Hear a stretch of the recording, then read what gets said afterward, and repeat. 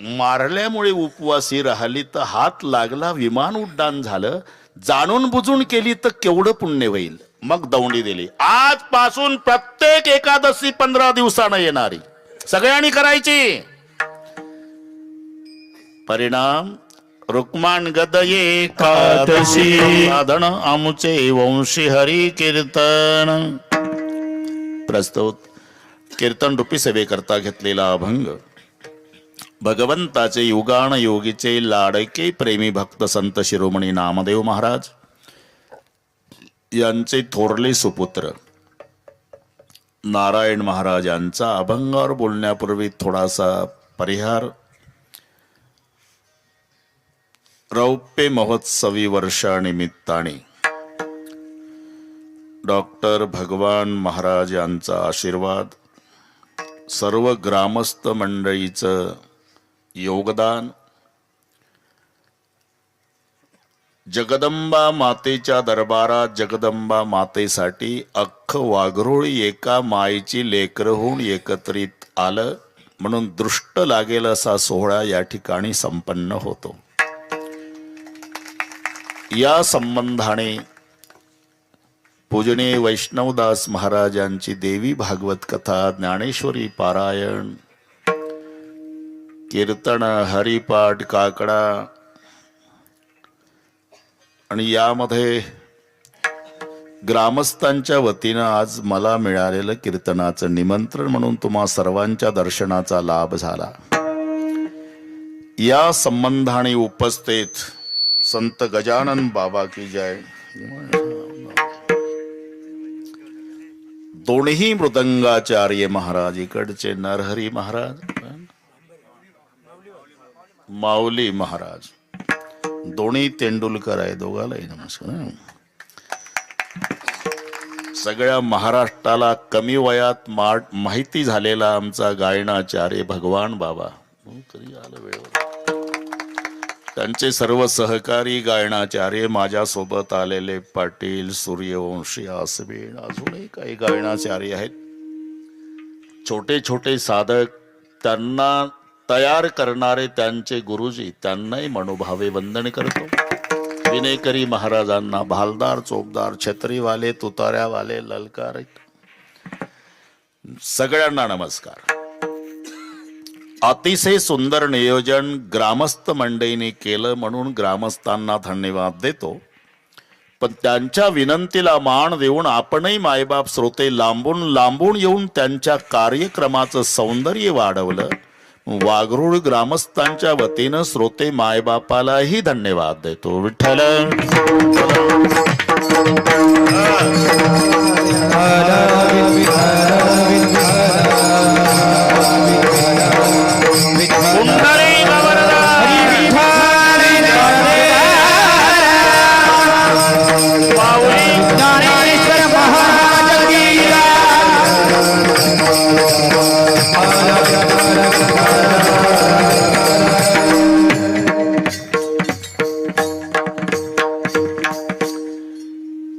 आज अभंग घेण्याचं कारण सर्वांना माहिती आहे. आज हरिदिनी आहे.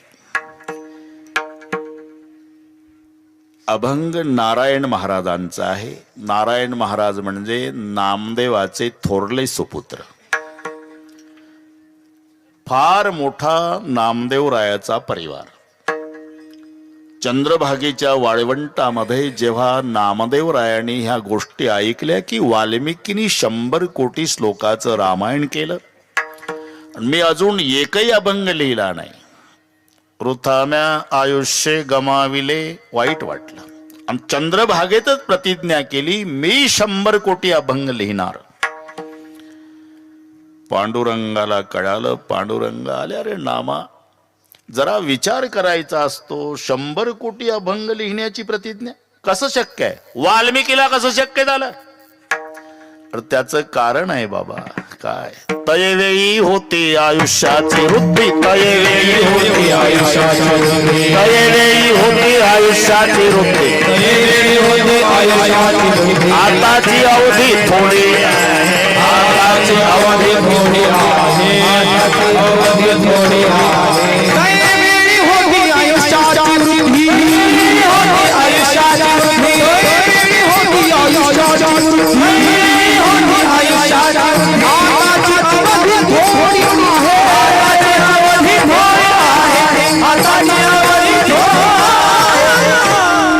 स्वतः पांडुरंग म्हणतात नामदेवाला, तैवेई होती आयुष्याची वृद्धी आताची अवधी थोडी असे, सत्य त्रेता द्वापारा माझी आयुष्याची बहुभरती, कली माझी सेत नेमिले तेही नाही पुरती. प्रत्येक युगामध्ये आयुष्याचं 1 शून्य कमी झालं. सत्ययुगात माणसाला 1,00,000 वर्षाचं आयुष्य होतं, शून्य कमी झालं. मग त्रेतायुगात 10,000 वर्ष पुन्हा शून्य कमी झालं. द्वापारात 1,000 पुन्हा शून्य कमी झालं. कलियुगात 100 बरोबर 1 शून्य. आता 100 वर आलं. आपण सर्व मिळून देवाला प्रार्थना करू की देवा आता मात्र शून्य कमी करण्याच्या भानगडीत पडू नका. 10 मध्ये 2च पंचवार्षिक होतात, बाकीचे उद्योग कधी उरकायचे. म्हणून तयवेळी होती आयुष्याची नव्हे, प्राण जाण्याच्या क्रियाही बदलल्या. कृतयुगी अस्थिगत प्राण, त्रेतायुगी रुधिर प्रवाही जाय निगुण, द्वापारी मांस नासल्या पावे मरण, कलियुगी अन्न न मिळता. अरे मग आता कसं शक्य आहे? बाकीचं माहिती नाही देवा. प्रतिज्ञा केली हे खरं, नामा हट्टाला पेटल्यावर देव सरस्वतीकडे गेले. शारदेसी सांगे भीमा तिरी हरी, सरस्वतीला प्रार्थना केली. कशा करता प्रार्थना करता देवा? बैसावे जिव्हाग्री नामयाच्या. आपण हे प्रमाण लक्षात घ्या. फाजील ठोकाठोकी नाही, प्रमाण असलं तर बोलायचं. विठ्ठल विठ्ठल.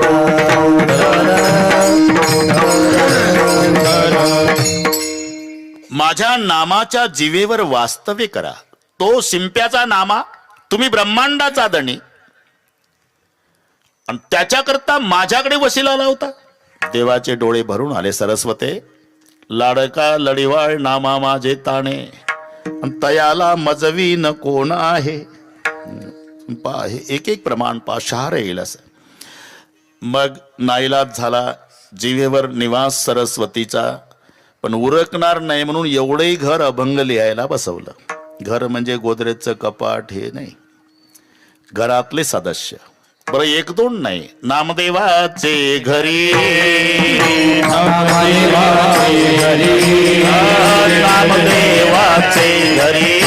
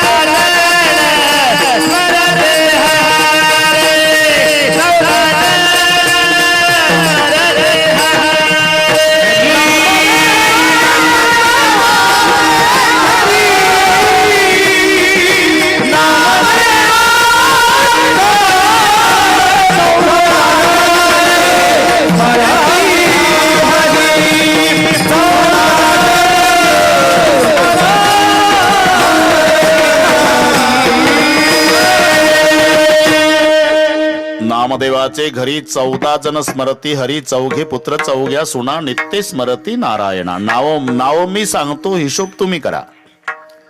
राजाई गोणाई दोघी सासूसुना, दामा नामा जाना, बाप लेक नारा विठा महाता गोंदा, चौघे पुत्र जन्मले पवित्र त्याचे वंशी, लाडाई गोडाई यसाई साकराई, चौघी सुनापाई नामयाच्या, औबाई लेकी निंबाबाई, बहिणीन वेडी पिशी जनी दासी त्याची.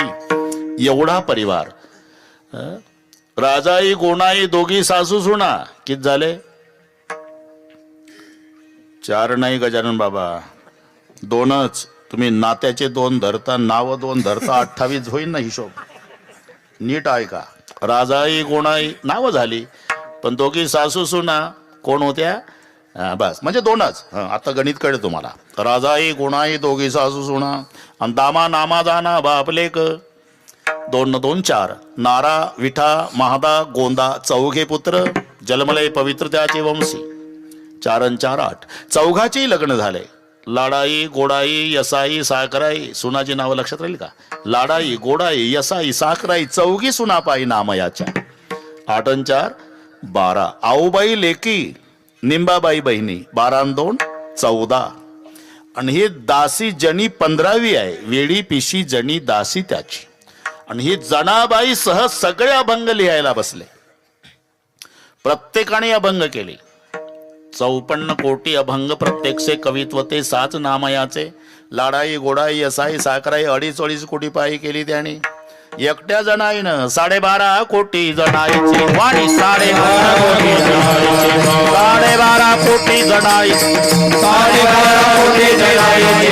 येते चक्रपाणी तिच्या घरा.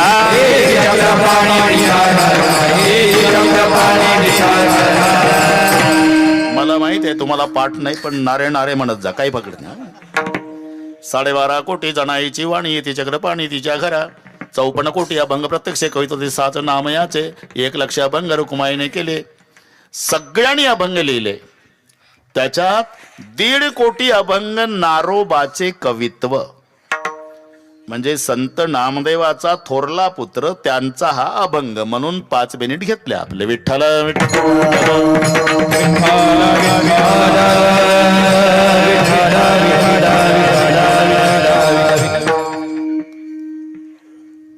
भगवंताला आवडणाऱ्या ज्या 3 गोष्टी आहे गजानन बाबा. एकादशी वरहस्ती व्रतेषु यदुनंदन भागीरथीच तीर्थेषु देव भक्तेषु वैष्णवा.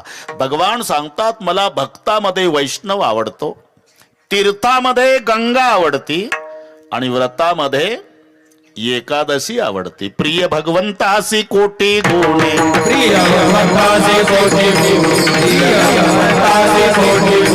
व्रतावादी व्रते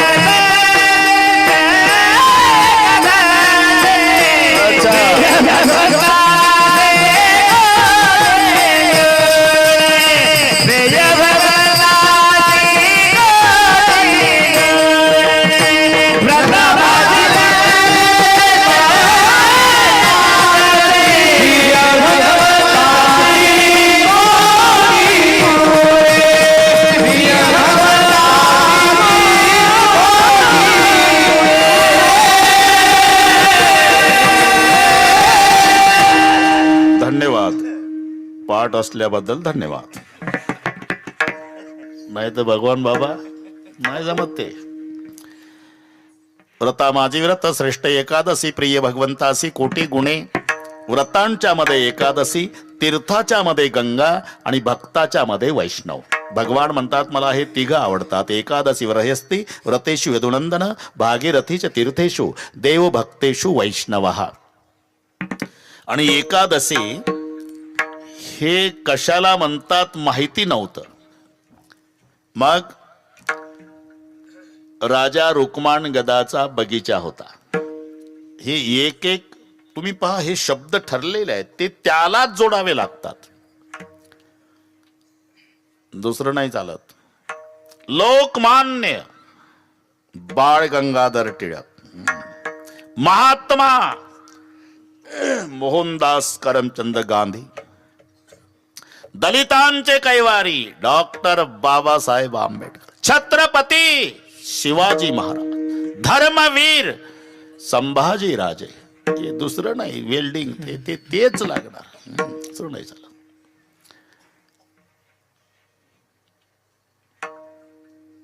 द्वादशी अंबरीश राजा, एकादशी रुक्मानगद राजा. आताही निडोबा पाठ आहे ना यांना, सगळे ओके. अरे हे जर असं आहे तर ते कसं असेल? काय झाडे काय डोंगर न काय, तो शब्द त्याच त्याचं नाव घेऊ नको.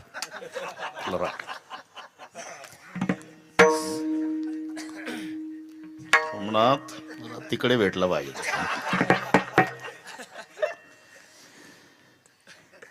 सगळे ओके,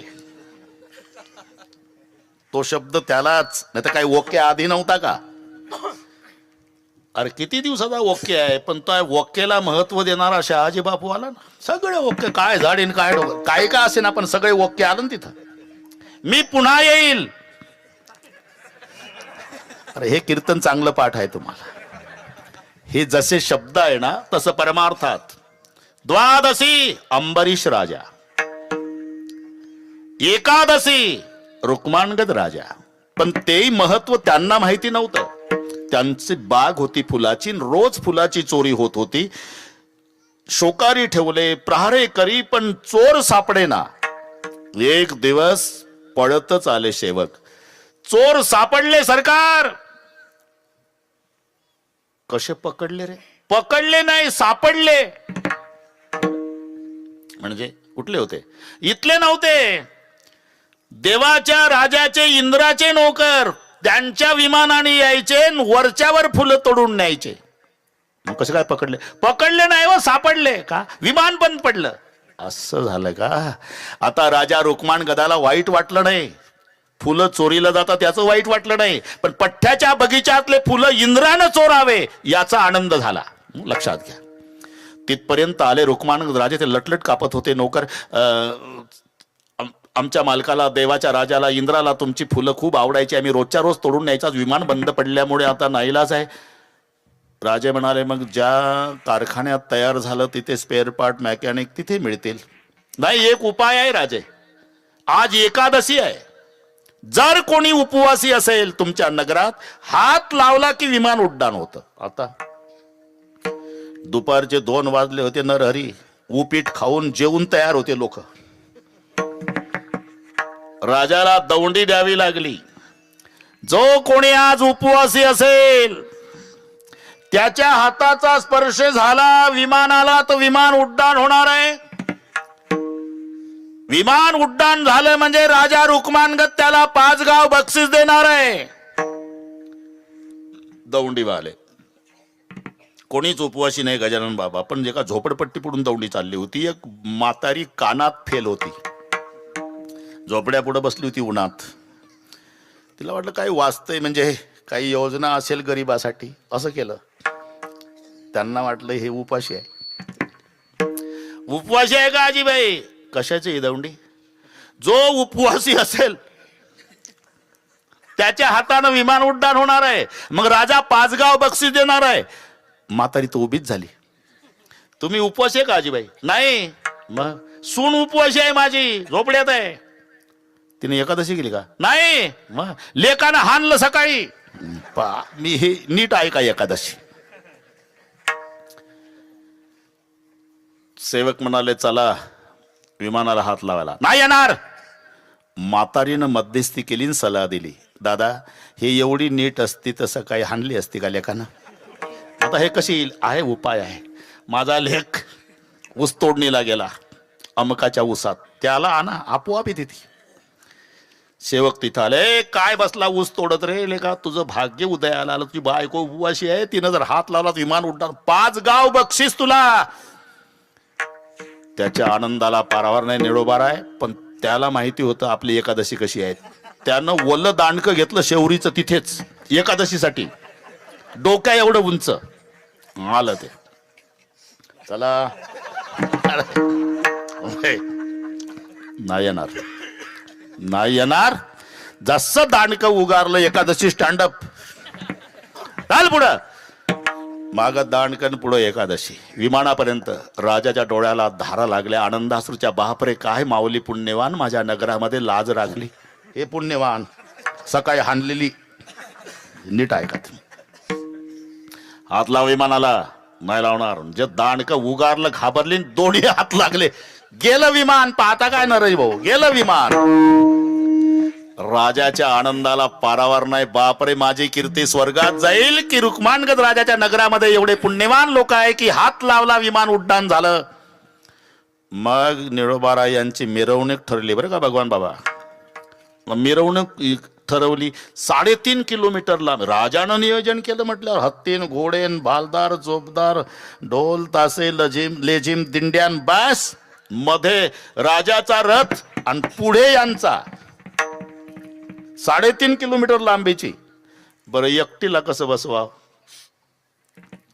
हे बसवलं दांडकं. हो ना. मिरवणूक निघाल्यावर हिनं गप बसावं की नाही? घ्या ना मजा करून माझ्या बळावर. तुझ्या बापानं बघितला होता का सोहळा एवढा? ताशा वाजला नाही आपल्या लग्नात. हे बघा 3.5 किलो. गप बस ना, तुला तरी बसायला मिळालं असतं. कसं काही हाणली नसती तर. हे एकादशी जाऊ द्या. राजानं विचार केला की मारल्यामुळे उपवासी राहिली तर हात लागला, विमान उड्डाण झालं, जाणून बुजून केली तर केवढं पुण्य होईल. मग दौंडी दिली. आजपासून प्रत्येक एकादशी 15 दिवसानं येणारी सगळ्यांनी करायची.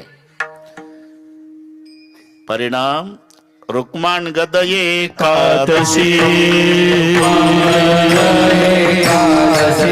रुक्माण गद एकादशी.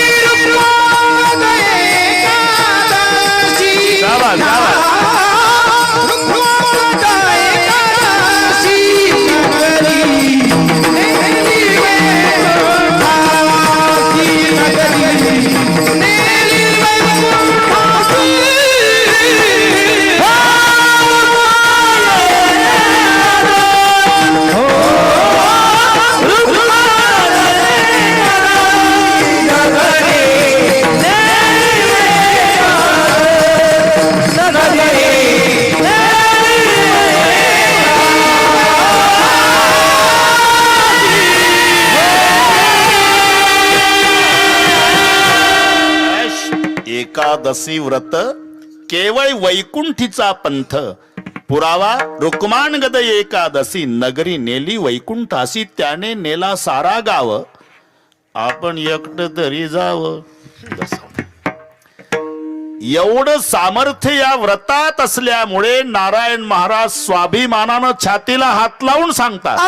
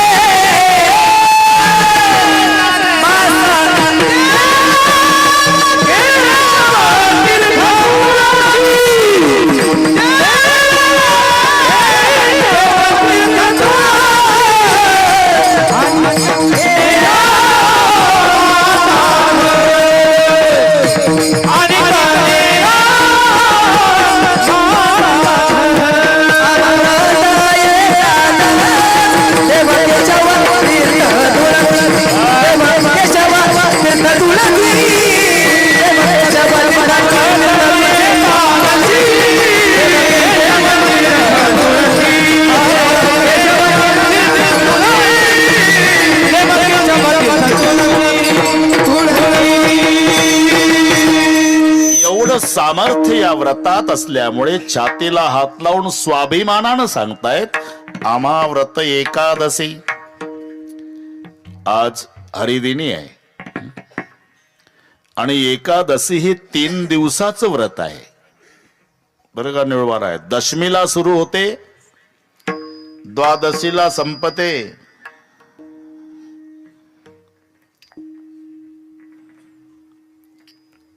अथ ते नियमान वच्मि व्रत ह्यस्मिन् दिनत्रये कांस्यं मांसं मसूरान्नं चनकान् कोद्रवांस तथा शाकं मधु परान्नंच पुनर्भोजन मैथुने दशम्यां दश वस्तूनि वर्जयेत वैष्णव सदा द्यूत क्रीडांच निद्रांच तांबूल दंतधावनं परापवादं पैशून्यं स्थेयं हिंसा तथा रतिं कोपम हेनुतं वाक्यंच एकादशां विवर्जयेत कांशं मांसं सुरां क्षुद्रं तैलं विनत भाषणं व्यायामंच प्रवासंच पुनर्भोजन मैथुने अस्पर्श स्पर्श मासुरे द्वादशां द्वादशस्त्यजेत. हे सगळे कळलं ना?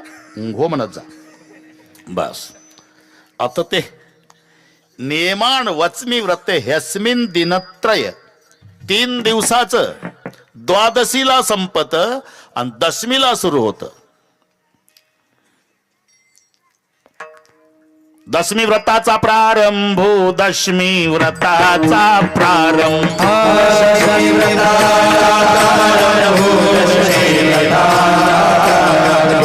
कीर्तन करा समारंभ दिंडी कीर्तन करा समारंभ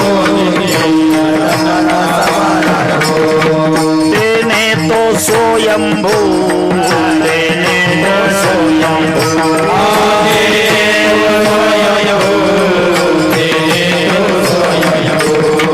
संतोष पावे संतोष पावे संतोष पावे दशमी व्रताचा प्रारंभ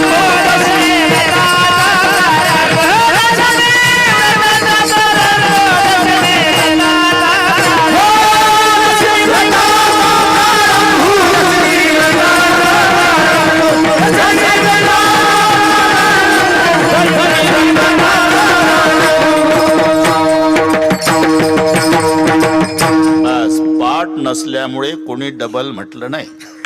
दशमी व्रत नाही हो माहिती आहे पाठ आहे पण वेळ नाही म्हणतात. ठीक आहे. दशमी व्रताचा प्रारंभ दिंडी कीर्तन करा समारंभ तेने तू स्वयंभू संतोष पावे दशमीला सुरू होतं आणि मग द्वादशीला संपत. दुसरा एक वेगळा भाव आहे. दशमीला 10 गोष्टी त्यागायच्या, एकादशीला 11 आणि द्वादशीला 12. हे थोडक्यात सांगतो बघा. नागरेश ना? हा ठीक आहे. अथ ते नियमान वच्मि व्रत ह्यस्मिन् दिनत्रये कांस्यं मांसं मसूरान्नं चणकान् कोद्रवांस तथा शाकं मधु परान्नंच पुनर्भोजन मैथुने दशम्यां दश वस्तूनि वर्जयेत वैष्णव सदा. काशाचं भांड दशमीला वापरायचं नाही. टाळ वाजवायचे ते जेवणासाठी काशाचं भांड वापरायचं ना दशमीला. मांस खायचं नाही म्हणजे बाकीच्या दिवशी सपाटा लावायचा असाही त्याचा अर्थ नाही. मांस खाण्याचा अधिकार त्यांना आहे ज्याचे दात सुळे असतात, जन्मता डोळे बंद असतात आणि जिभेनं पाणी पितं. त्यांना अधिकार दिलाय मांस खाण्याचा. कुत्रीची पिलं, वाघाची पिलं, सिंहाची पिलं, कोलीची पिलं, जन्मता डोळे बंद, दात सुळेन, जिभेनं पाणी. वटानं पाणी पिणाऱ्याला मांस खाण्याचा अधिकार नाही. खोटं असेल तर तुम्ही घरी गेल्यावर बैला पुढं मांस ठेवा तर बैल तुमच्याकडे पाहिल. तो म्हणाल चांगला कीर्तन ऐकून आला ना. आम्ही बैल असलो तरी इतके खालचे आहो का? आम्हाला कळत नाही का आमचं आहे का? आम्ही वटानं पाणी पितो बैल. आमचं नाही हे. जिभेनं पाणी पिणाऱ्याकडे नेऊन टाक म्हणजे ज्याचा आहार तो आहे. कांसे मांस मसूरान मसूर डाळ, हरभऱ्याची डाळ, कुळीद, हिरवी भाजी, मध. दुसऱ्याचं जेवायचं नाही. मी का थांबलो? आमचा एकही दिवस तसा जात नाही. दररोज दोन्ही टाइम दुसरीकडे जाय. आता कैला जाय का त्याला? परांड, पुनर्भोजन 2 वेळा आणि मैथुने भोग अशा 10 गोष्टीचा त्याग दशमीला आहे.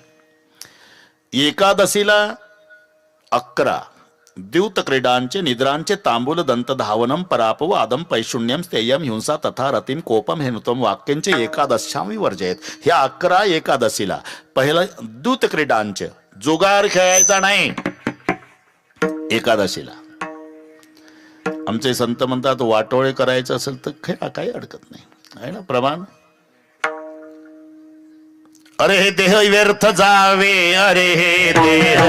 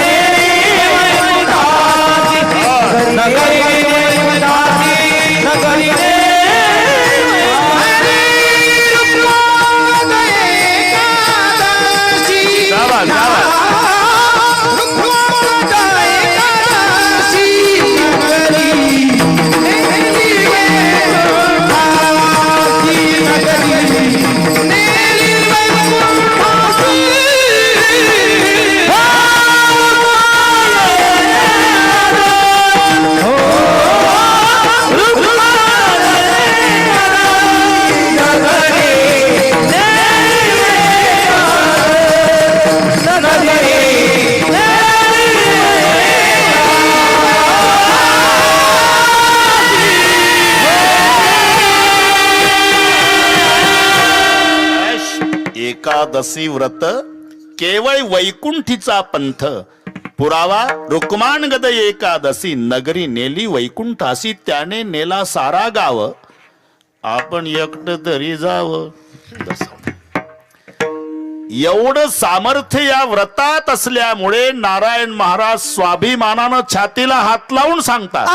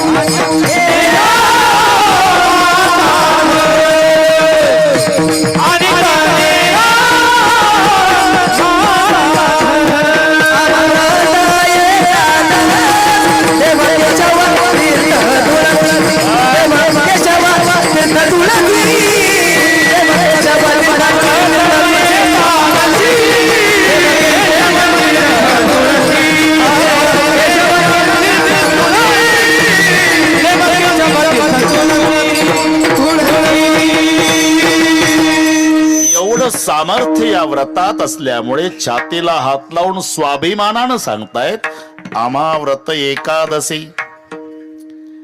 आज हरिदिनी आहे आणि एकादशी ही 3 दिवसाचं व्रत आहे. बरं का, निळवार आहे. दशमीला सुरू होते, द्वादशीला संपते.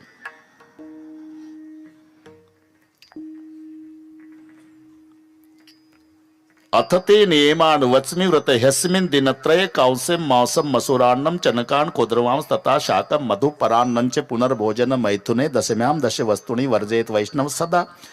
द्यूत क्रीडांच निद्रांच तांबूल दंतधावनं परापवादं पैशुण्यं स्थेयं हिंसा तथा रतिं कोपं हेनुतं वाक्यंच एकादश्यां विवर्जयेत्.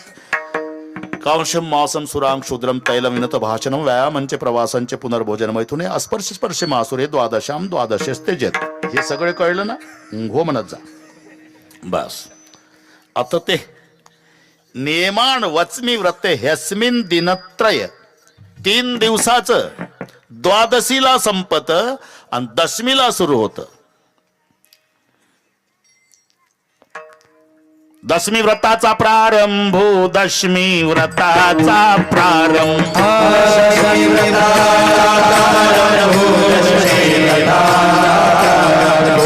कीर्तन करा समारंभ, दिंडी कीर्तन करा समारंभ,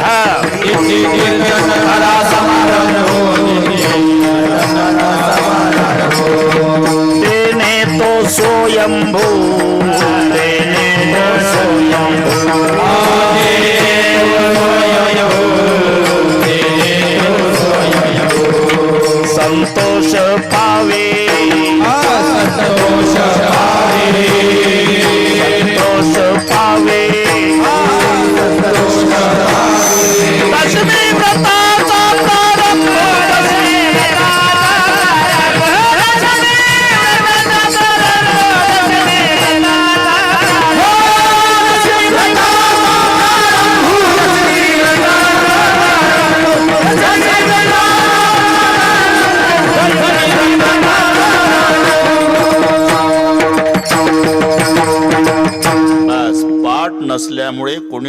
म्हटलं नाही, दशमी व्रत नाही. हो माहिती आहे, माहिती आहे, पाठ आहे पण वेळ नाही म्हणतात. ठीक आहे. दशमी व्रताचा प्रारंभ, दिंडी कीर्तन करा समारंभ, तेने तू स्वयंभू संतोष पावे. दशमीला सुरू होतं आणि मग द्वादशीला संपत. दुसरा एक वेगळा भाव आहे. दशमीला 10 गोष्टी त्यागायच्या, एकादशीला 11 आणि द्वादशीला 12. हे थोडक्यात सांगतो बघा. नागरेश ना, हा ठीक आहे. अथ ते नेमान वच्मि व्रत ह्यस्मिन् दिनत्रये कांस्यं मासं मसुरान्नं चणकान् कोद्रवां तथा शाकं मधु परान्नं च पुनर्भोजन मैथुने दशम्यां दशे वस्तूनि वर्जयेत वैष्णव सदा. काशाचं भांड दशमीला वापरायचं नाही. टाळ वाजवायचे, ते जेवणासाठी काशाचं भांड वापरायचं ना दशमीला. मांस खायचं नाही म्हणजे बाकीच्या दिवशी सपाटा लावायचा असाही त्याचा अर्थ नाही. मांस खाण्याचा अधिकार त्यांना आहे ज्याचे दात सुळे असतात, जन्मता डोळे बंद असतात आणि जिभेनं पाणी पितं. त्यांना अधिकार दिलाय मांस खाण्याचा. कुत्रीची पिलं, वाघाची पिलं, सिंहाची पिलं, कोलीची पिलं, जन्मता डोळे बंद, दात सुळे, जिभेनं पाणी. वटानं पाणी पिणाऱ्याला मांस खाण्याचा अधिकार नाही. खोटं असेल तर तुम्ही घरी गेल्यावर बैला पुढं मांस ठेवा, तर बैल तुमच्याकडे पाहिल. तो म्हणाल चांगला कीर्तन ऐकून आला ना. आम्ही बैल असलो तरी इतके खालचे आहो का? आम्हाला कळत नाही का आमचं आहे का? आम्ही वटानं पाणी पितो, बैल आमचं नाही. हे जिभेनं पाणी पिणाऱ्याकडे नेऊन टाक, म्हणजे ज्याचा आहार तो आहे. कांसे मांस मसुरान, मसूर डाळ, हरभऱ्याची डाळ, कुळीद, हिरवी भाजी, मध, दुसऱ्याचं जेवायचं नाही. मी का थांबलो? आमचा एकही दिवस तसा जात नाही. दररोज 2 टाइम दुसरीकडे जाय. आता इलाज आहे का त्याला? पराण, पुनर्भोजन 2 वेळा आणि मैथुने भोग, अशा 10 गोष्टीचा त्याग दशमीला आहे. एकादशीला 11 द्यूत क्रीडांचे निद्रांचे तांबूल दंत धावनम परापवादम पैशून्यम स्थेयम हिंसा तथा रतिम कोपम हेनुतम वाक्यांचे एकादशामी वर्जयत. ह्या 11 एकादशीला. पहिलं द्यूत क्रीडांचे, जुगार खेळायचा नाही एकादशीला. आमचे संत म्हणतात वाटोळे करायचं असेल तर खेळा, काही अडकत नाही, आहे ना प्रमाण. अरे हे देह व्यर्थ जावे, अरे हे देह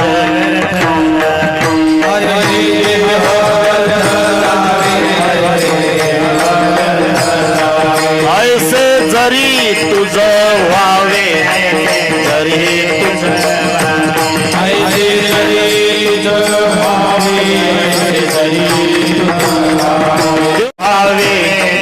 कर्म मनो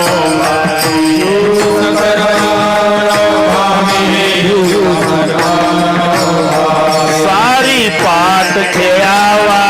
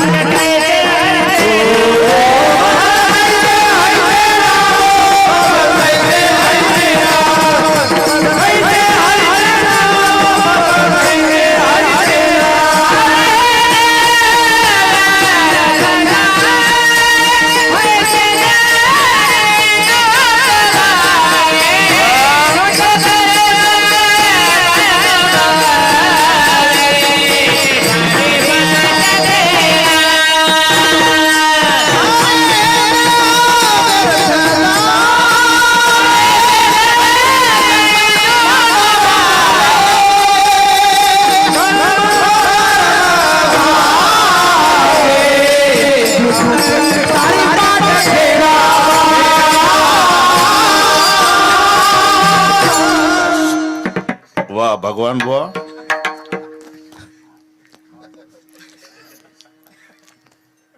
भगवान म्हणतात त्याला बरोबर. अरे देह व्यर्थ जावे, ऐश जरी तुझ भावे, द्यूत कर्म मनोभावे सारी पाठ. द्यूत क्रीडांच निद्रांच झोप, तांबूल विडा दंतधावनम मिसरी, पैशुण्यम चहाडी, स्थेयम चोरी, हिंसा खून, रतीम भोग, कोपम रागावणे, अनृतम लबाड बोलणे, अशा 11 गोष्टी एकादशीला. आणि मग द्वादशीला 12. कांशम मांसम सुराम क्षुद्रम तैलम विनत भाषणम व्यायामंच प्रवासंच पुनर्भोजन मैथुने अस्पर्श स्पर्श मासुरे द्वादशाम द्वादशे तेजत. दशमीला सुरू होते ते द्वादशीला संपत. पण हे वेगळा भाव त्यातला असा आहे, दशमीला 10 गोष्टी त्यागायच्या, एकादशीला 11 आणि द्वादशीला 12.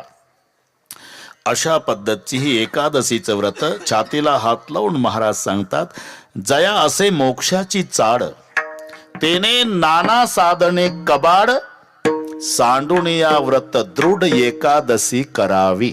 एवढं सामर्थ्य याच्यात असल्यामुळे थोडं थोडं घेऊ. आता 1च तास आहे. अमाव्रत एकादशी,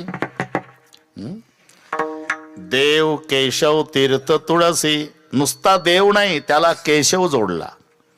कारण अतिव्याप्ती, अव्याप्ती आणि असंभव हे 3 दोष टाळून लक्षण केल्या जातं. त्याला निर्दोष लक्षण म्हणतात. इतरावर जाणे हा अतिव्याप्ती दोष आहे. नुसता देव म्हणावा तर इतर देवावर लक्षण जातं. काही केलेले, काही झालेले. तुम्ही आम्ही शेंदूर लावून केलेले ते आपले बांधावर देव असतात, आपोआप वाढतात. कारण आजी पूजेला जाते, सोबत नात असते, तांब्यात पाणी, शेंदुराची वाटी. तिथे गेल्यानंतर आजी त्या देवाला शेंदूर लावते, उरलेले बोट शेजारच्या दगडाला पुसते. दुसरी आजी गेली, तिला वाटते 2 देव असावे, ती 2 देवाला शेंदूर लावून उरले बोट तिसऱ्या दगडाला. तिसरी आजी गेली, तिला वाटत 3 आहे, 3 देवाला शेंदूर उरले, 4थ्या दगडाला चालले आमचे देव. शेंदरी हेंदरी दैवत. कोणती पूजीभूते खेते, आपुल्या पोटाची रडते. ते पूर्वीचा काळ, नातू रडत होता, ते शेजारची आजी, काय झालं नानी, नातू रडतोय. अगं असं कर, तांब्याभर पाणी घे, चमड्याचा तुकडा, 2 बिबवे, चतकोर भाकरी त्याला लाव, तव्याचं काळ, त्याच्यावरून उतरवून नेऊन टाक चौकात. झालं. चमड्याचा तुकडा, तव्याचं काळे लावलेली चतकोर भाकरी, तांब्याभर पाणी, 2 बिबवे नातवाहून उतरून चौकात नेऊन टाकल्या बरोबर नातवाचं रडणं थांबलं. मी म्हणतो, तव्याचं काळे लावलेल्या भाकरीवर जो देव खुश झाला तो तुम्हाला गुलाबजाम देईल का? इमानदारीने सांगा. शेंदरी हेंदरी दैवते, कोणती पूजे भूते खेते, आपुल्या पोटाची रडते, मागते सीते अवदान. हे तुम्ही आम्ही शेंदूर लावून केलेले, झालेले. इंद्रादिक देव शतएक जन्मा, जन्मुनी ब्रह्मकर्मा, करीतोची ब्रह्माननो हे, शतमक संपत्ती स्वर्गाचे, ब्रह्मदेव झाला, इकडे इंद्र झाला, हे झालेले केलेले. पण हा नाही घडविला, नाही बैसविला, म्हणून केशव शब्द घालावा लागला पुढे. केशव, देव केशव. कारण अतिव्याप्ती दोष येऊ नये म्हणून. एक तुम्हाला पटवून देतो मी. परदेशातला माणूस आला, विचारलं निवळबार आहे, गाय कशा असतात? गाय गाय होय, 2 शिंग 4 पाय. तिला म्हणतं गाय. झालं. पुढच्या गावात आलं तर पाटलाचे बैल चरत होते. थांबलं हे. म्हणलं ह्याच गाय असल्या पाहिजे. पाटील गाय आहेत ना? काय डोकं फिरलं का तुझं? आता आवतं सोडले का बैल आहे? कसं काय? मागच्या गावाला म्हणतंय ना 2 शिंग 4 पाय. अरे 2 शिंग 4 पायच असतात भाऊ, पण 4 स्तनही पाहिजे ना, त्याला म्हणते गाय. असं आहे का? मग पुढच्या गावाला आला तर म्हशीचा कळप. पुढचं कळलं तुम्हाला? त्याला वाटलं 2 शिंग 4 पाय 4 स्तन, हे गाय आहे. थांबलं हे. गाय आहे ना भाऊसाहेब? काय डोक्यात फरक झाला का तुझ्या? म्हशी आहे. कशा काय म्हशी? मागच्या गावाला सांगतो राव 2 शिंग 4 पाय 4 स्तन. अरे 2 शिंग 4 पाय 4 स्तन, पण मानेखाली पोळी पाहिजे, तिला म्हणतात गाय. लक्षात घ्या. नुसतं 2 शिंग 4 पाय म्हणावं, लक्षण बैलावर जातं. 2 शिंग 4 पाय 4 स्तन, लक्षण म्हशीवर जातं. मग निर्दोष. 2 शिंग 4 पाय 4 स्तन, मानेखाली पोळी, तिला म्हणतात गाय, हे निर्दोष लक्षण. नुसतं देव म्हणावं तर दगडाच्या देवावर लक्षण जातं. नुसतं देव म्हणावं इंद्र ब्रह्मादिकावर लक्षण जातं. म्हणून नाही घडविला नाही नव्हे तिन्ही शक्तीचं एकत्रीकरण म्हणून केशव शब्द आहे. केचा अर्थ ब्रह्म, शेचा अर्थ शंकर आणि ओचा अर्थ विष्णू, असे तीन अर्थ, तीन हे अक्षरातले अर्थ आहे. मंदिर शब्दाचा शब्दार्थ देऊळ असतो, पण अक्षरातले अर्थ आहे म म्हणजे मंगलता, दी म्हणजे दिव्यता, र म्हणजे रम्यता. मंगलता, दिव्यता आणि रम्यता या तिन्हीचं एकत्रीकरण त्याला म्हणतात मंदिर. हे अक्षरातले अर्थ.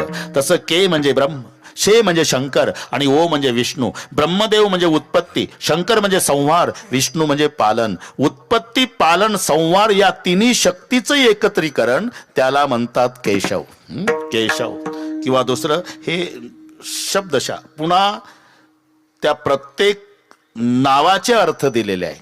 आमच्या नावात काही अर्थ नाही. आमची नावं म्हणजे यष्टीला दिलेले नंबर. MS 17, 5457, जालना सातारा, ओळखण्यासाठी, नाही तर काही तथ्य नाही.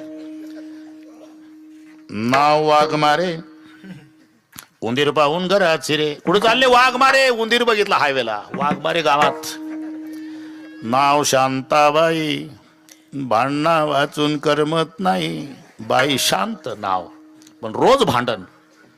नाव गंगाधर, आंघोळ नाही महिनाभर. कॅनलला पाणी आलं म्हणजे गंगाधर आंघोळ करतो रे. गंगाधर कोणाला म्हणतात? ज्याच्या डोक्याहून गंगा. गंगाधर हे आमची नावं. बरं का, बरोबर आहे.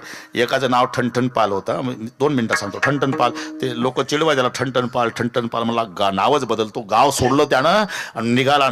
आता नावच बदलून यायचं म्हणला. पुढच्या गाव लागलं तर एक म्हातारी गोवऱ्या वेचत होती.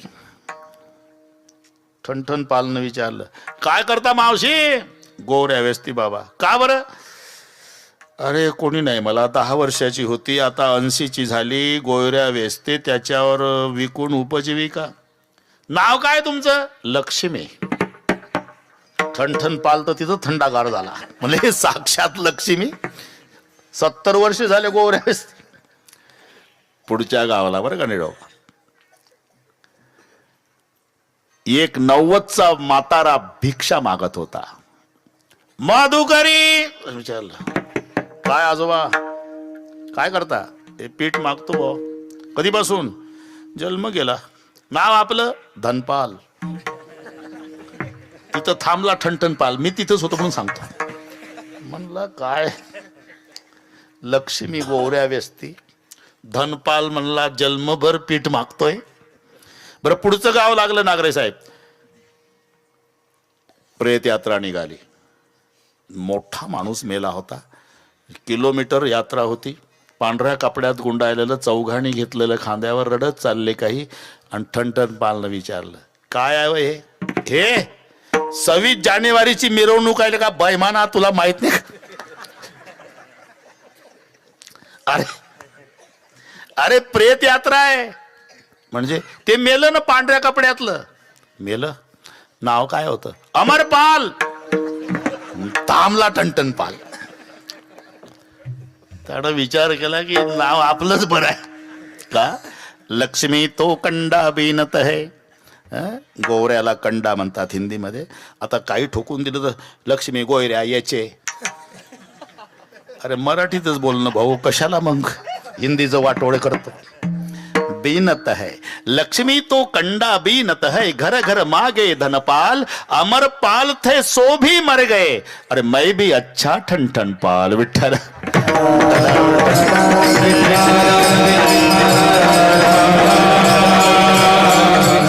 नाव संताची अथवा देवाची. तुम्ही पहा, आमच्या नावात काही अर्थ नाही. घोळण्या नाव लक्ष्मण, घोळण्या घोळण्या नाव लक्ष्मण, करतो भरजन लाह्याचे,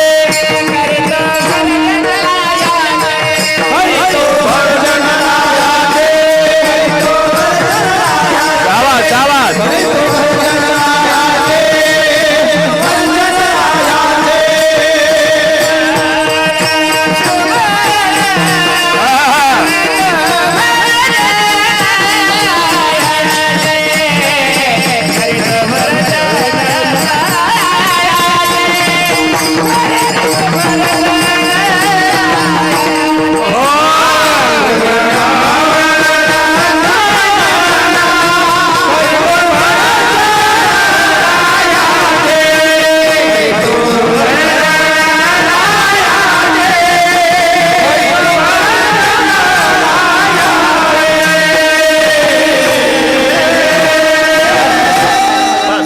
नावावर कीर्तन होईल.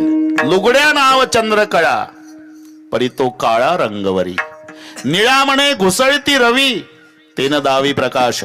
आकाशात उदयाला आला तोही रवीच आहे आणि मंथन करती ती रवीच आहे. पण ही हरवली म्हणजे टारचणी शोधायची आणि तो उदयाला आला की त्रैलोक्य प्रकाशित. निळा म्हणे घुसळती रवी तेन दावी प्रकाश. लुगड्या नाव चंद्रकळा परी तो काळा रंगवरी. गोयण्या नाव लक्ष्मण ते लाया भासते का नाही केरसुणी सारखं त्याला लक्ष्मण नाव आहे. एक इंद्रजीत मारतो हे दिवसभर लाया भासत. गोयण्या नाव लक्ष्मण करते भरजन लायाचे.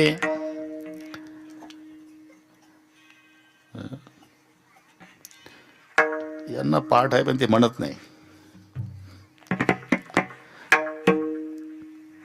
कुबेर नाव मोळी वाहे कैसी पाये फजिती. डोक्यावर लाकडाची मोळी आणि नाव कुबेर. कुबेर नाव मोळी वाहे असंही नाव आहे. नाव देवाची अथवा संताची. हे ज्ञान देव कोण्या ब्राह्मणाने ठेवलेलं नाव नाही. वेदातल्या रुचातले वेचलेले दोन शब्द आहे. सत्यम ज्ञानम अनंतम ब्रह्म यातला ज्ञान शब्द. एको देव सर्वभूतेषु गुढा यातला देव शब्द. तो देव आणि हा ज्ञान मिळून झाला ज्ञानदेव सामर्थ्य. ज्ञानदेव म्हणता ज्ञानदेव देतो. ज्ञानदेव म्हणता माया. ही त्यांच्या नावातली ताकद आहे. तसं एक अख्खा अभंग घरी गेल्यावर वाचा. जमलं तर वाचा. नामदेवाचाच आहे. विश्वंभर म्हणती माझे या स्वामी ते पोसितो विश्वाते म्हणून या. जगजीवन म्हणती माझे या स्वामी ते जीवन जगाते म्हणून या. विश्वंभर का म्हणतात? विश्वाचं भरण करतो. जगजीवन का म्हणतात? जगाला जीवन देतो. पतित पावन का? पतिताला पावन. अख्खा अभंग घरी गेल्यावर वाचा. पतित पावन म्हणते माझे या स्वामी ते उद्धरीपती जाते म्हणून या. जगजीवन म्हणते माझे या स्वामी ते जीवन जगाते म्हणून या. विश्वंभर म्हणते माझे या स्वामी ते पोषितो विश्वा ते म्हणून या. ऋषिकेश म्हणते माझे या स्वामी ते चाळी इंद्रिया ते म्हणून या. तसं केशव हरतो क्लेशा ते मनोनिया.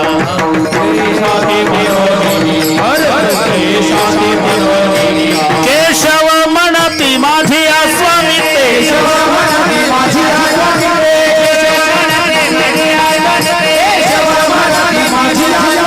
हरतो क्लेशा ते मनोनिया.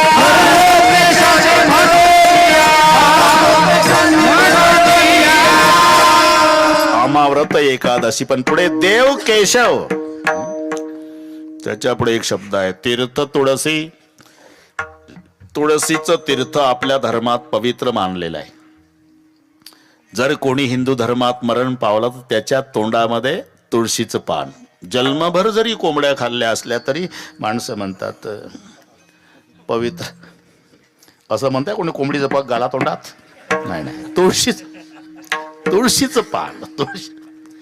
तुळशीला पवित्र मानलेले आहे. तुळशीचं तीर्थ पवित्र आहे. तुळशी पवित्र नव्हे. निळोबार आहे. भगवान स्वतः सांगतात जर मी हरवलो उद्धवा आणि जर टीव्हीला आलं तर पेपरला आलं वरील फोटोतील व्यक्ती सापडून देणाऱ्याला योग्य बक्षीस दिलं जाईल किंवा टीव्हीला. आपण यांना पाहिलं का? आणि तुला जर बक्षीस मिळवायचं असेल तर कुठं नाही. पहिले ठिकाण तुळशी जवळी, दुसरे ठिकाण संताचे मेळी आणि तिसरे ठिकाण भक्ताचे हृदय कमळी. सत्य जाण उद्धवा. ही 3 ठिकाणं सांगितली प्रभूने.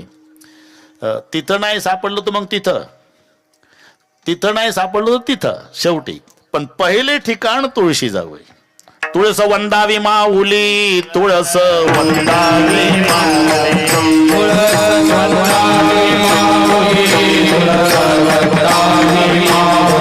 अरे हे संताची सावली.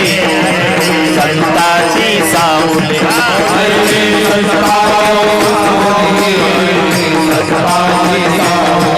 तुळसे पासे वन माळी. तुळसे पासे वन माळी.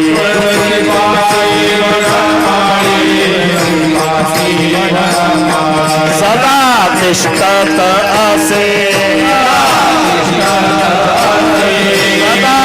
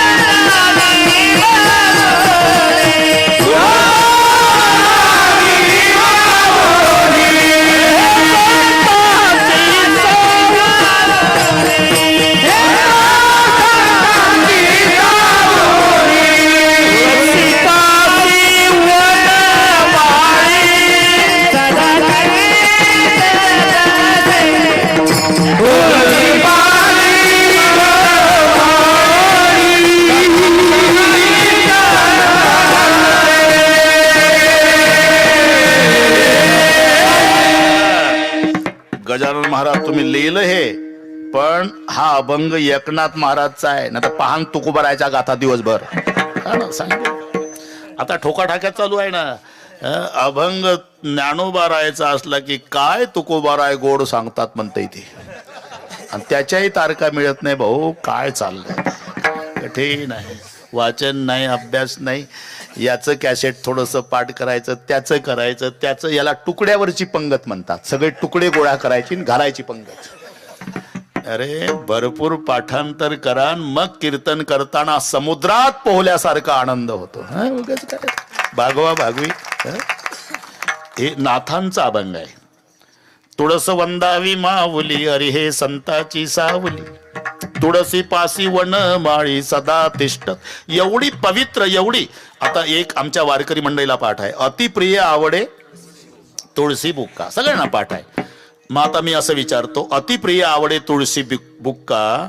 नरहरी महाराज, आता हा समास कसा सोडवायचा? द्वंद्व का षष्टी तत्पुरुष? दोन्ही मध्ये बसतंय ते.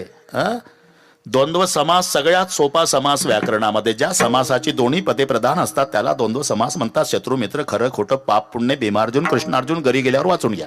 म्हणजे समान दोन्ही पद प्रधान तो द्वंद्व समास. शत्रू मित्र, खरं खोटं, पाप पुण्य, भीमार्जुन कृष्णार्जुन, तसं तुळशी बुक्का द्वंद्वच होतो. दोन्ही पदप्रधान आहे, द्वंद्व मध्येही मोडतो. म्हणजे अतिप्रिय आवडे तुळशी आणि बुक्का, हाही अर्थ बरोबर आहे. पण षष्टी लावली तर तुळशीचा बुक्का होतो. थोडी मजा पहा, मराठी इंग्रजीपेक्षा कठीण आहे. तुळशीचा बुक्का. आणि असं सांगतात, तुळशीचा बुक्का अति पवित्र मानलेला आहे. ती तुळशीची लाकडं जाळायची, पूर्ण जळू द्यायची नाही. ते जळतात, लाल झाली ना तेव्हा दगडानं घासायची. ती पूर्ण जळली तर राख होईल. तो बुक्का झाला पाहिजे काळा. ती जळता जळता लाल झाली की दगडानं घासायची, पुन्हा जळू द्यायची, दगडानं घासायची पुन्हा. आणि तो बुक्का सुगंधी असतो असं म्हणतात. आणि तो बुक्का देवाला, आपल्या नशिबाला जो बुक्का आहे ना, हा येड्या बाबळीचा आहे. अरे काय माहिती गजानन बाबा पंढरपूरला गेल्यावर कशाचा बुक्का आहे. चला शेण टाकून चाला पंढरपूरचा बुक्का. म्हणून तो तुकोबारायला म्हणावं लागलं, विकालते थे विका